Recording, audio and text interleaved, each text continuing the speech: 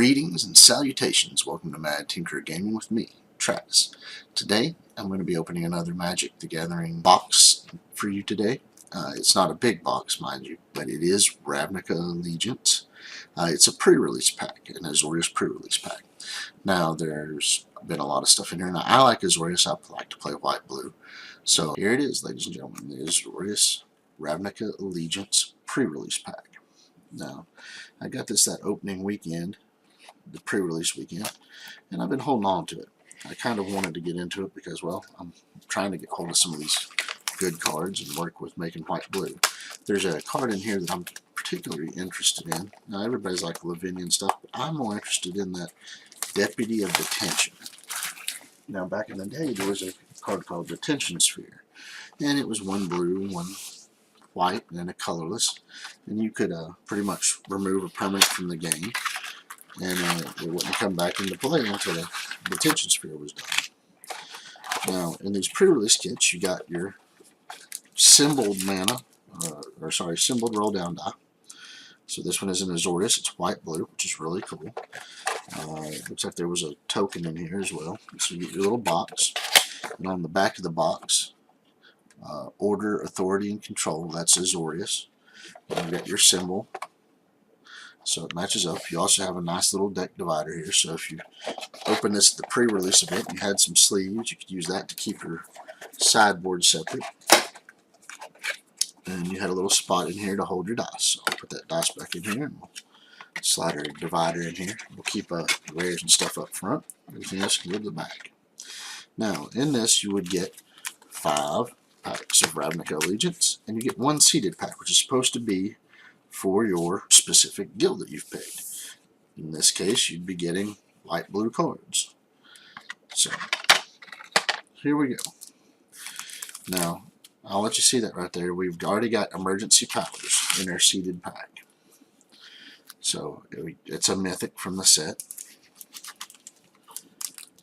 That's pretty nice. It's a high-cost mythic, though. I mean, I'm sure for the cost value, this mythic has got to be really good. But the cost that it has at it, I mean, I don't know if you'll get what you actually want out of it. Now, let me read this to you. Each player shuffles their hand and graveyard into their library, then draws 7 cards and exile emergency powers. It has an ability on it called Addendum. If you cast a spell during your main phase, you may put a permanent card with converted mana cost 7 or less from your hand onto the battlefield.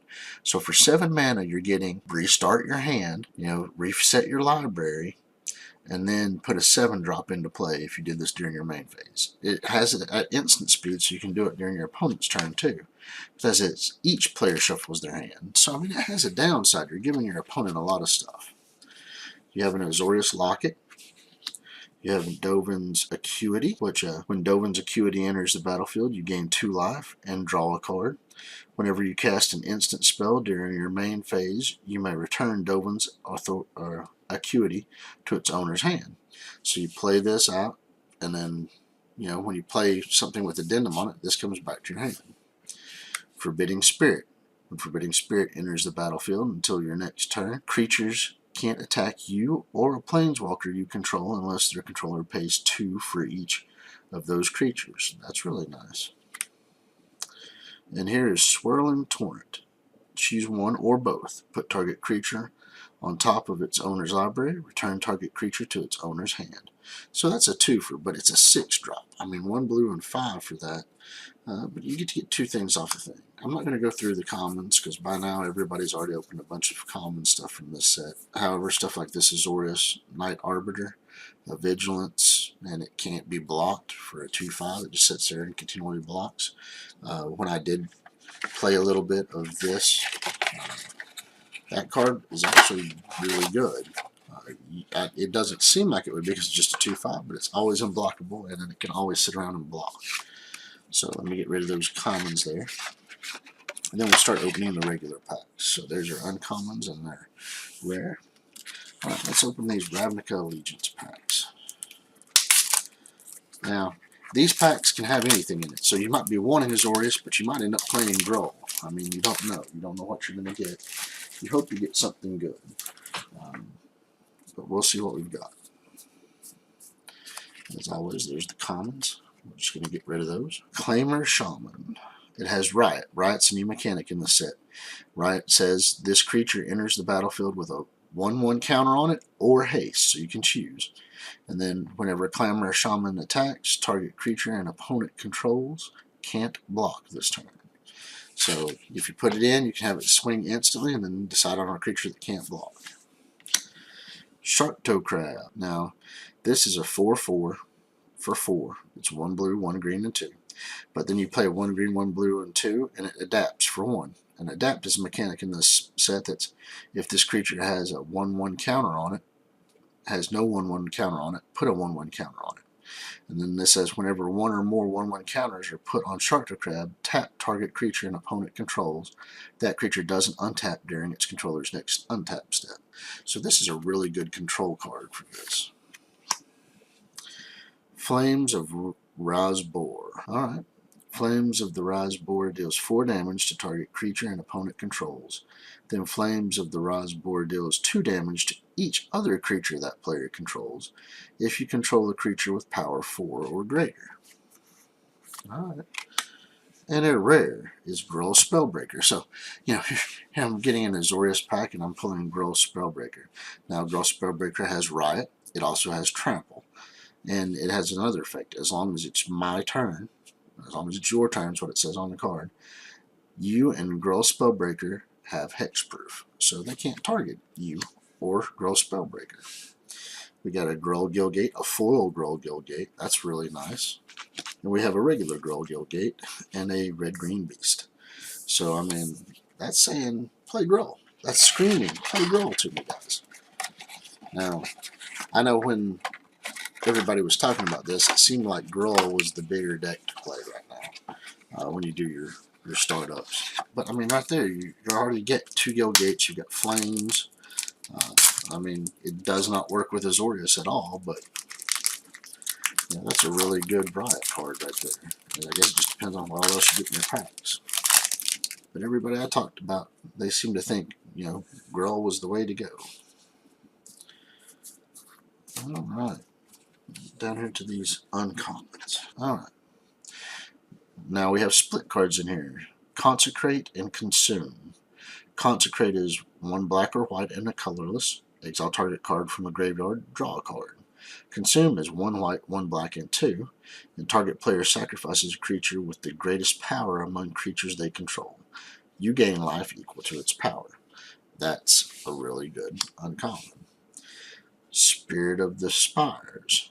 It's a flying. Other creatures you control with flying get +0/+1. It's a 2/4 for 4. It has an upside if you were looking to create bigger butt-end creatures. Wall of Lost Thought. Now this is a great wall. It's a 0/4 for 1 blue and 1.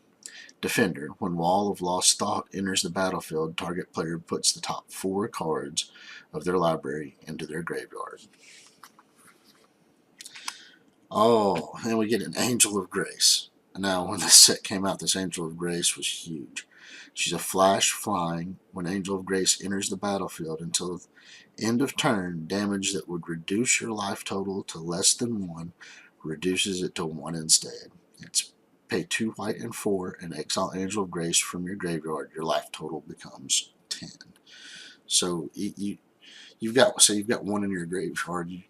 You're getting ready to kill you. You play her, boom. They can't reduce you to 1.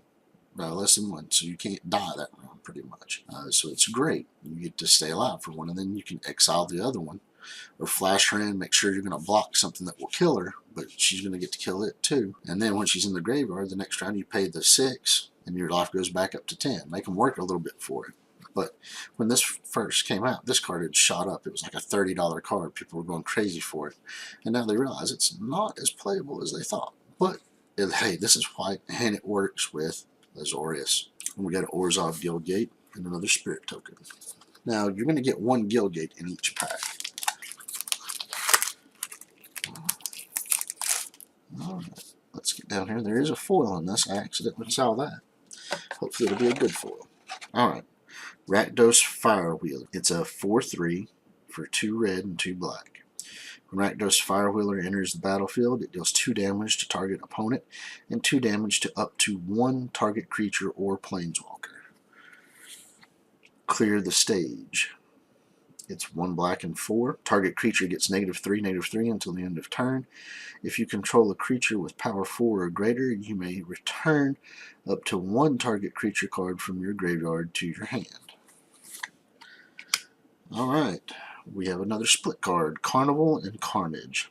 Carnival is 1 red or black, and its Carnival deals 1 damage to a target creature or planeswalker and 1 damage to that permanent's controller. And then you have Carnage, 1 black, 1 red, and 2. Carnage deals 3 damage to target opponent. That player discards 2 cards.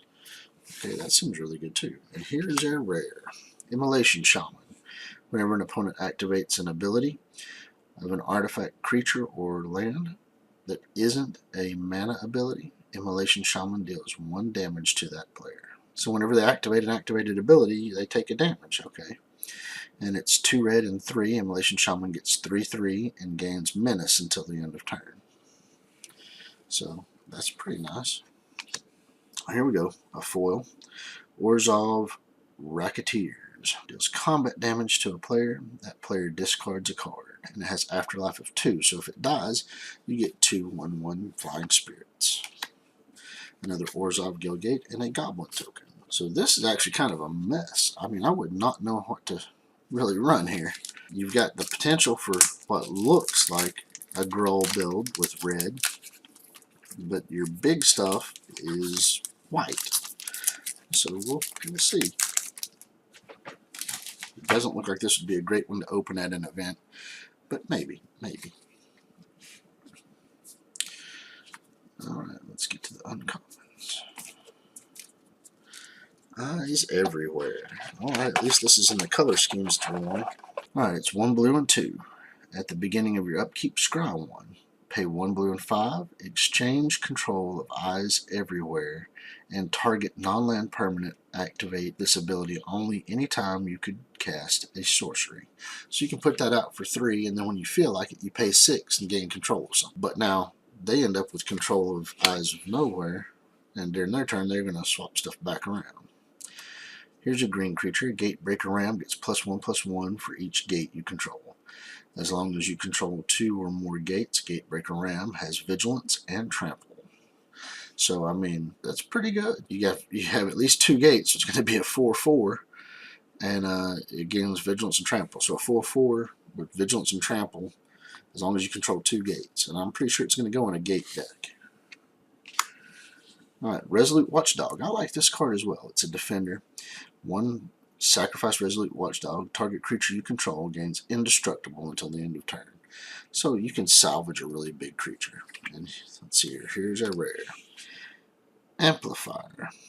At the beginning of your upkeep, reveal cards from the top of your library until you reveal a creature card. Until your next turn, Amplifier's base power becomes twice that card's power, and its base toughness becomes twice that card's toughness. Put the revealed card on the bottom of your library in a random order. Wow, that's a whole lot of text there. So until your next turn, it's going to be a bigger creature. And it's at the beginning of your upkeep. So is that every upkeep? So you pay 4 to get this guy out there, then you reveal cards from the top of your deck until you reveal a creature card. Until your next turn, Amplifier's base power becomes twice that card's power, and its base toughness becomes twice that card's toughness. Put the revealed cards on the bottom of your library in a random order.